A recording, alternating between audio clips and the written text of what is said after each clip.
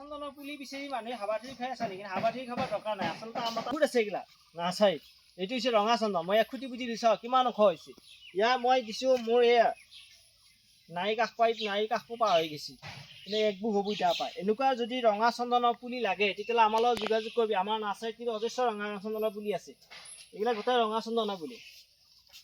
আৰু এয়া ৰঙা চন্দনৰ পুলি ভাল আৰু প্ৰত্যেকে জানে আচলতে ৰঙা চন্দনৰ বিষয়ে।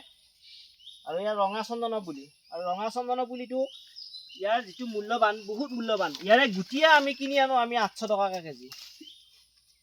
আৰু ৰঙা চন্দনটো ভাল আৰু প্ৰত্যেকে ৰঙা চন্দন ৰুব লাগে। কিন্তু মানুহে প্ৰত্যেক যদি ঘৰ এটা ৰঙা চন্দন ৰুৱে বেছি ভাল। ৰঙা চন্দনৰ বিষয়ে মই বহুত নাজানো যদিও মই কৈছোঁ ৰঙা চন্দন প্ৰত্যেকে ৰুওক আৰু ইয়াৰ বহুত মূল্যৱান গছ। এয়া বহুত দামী গছ হয়। অজস্ৰ পুলি আছে ইয়াৰ, ওখ পুলি আছে। ওখটো চাওক কিমান ওখ হৈছে এইটো এটা পুলি।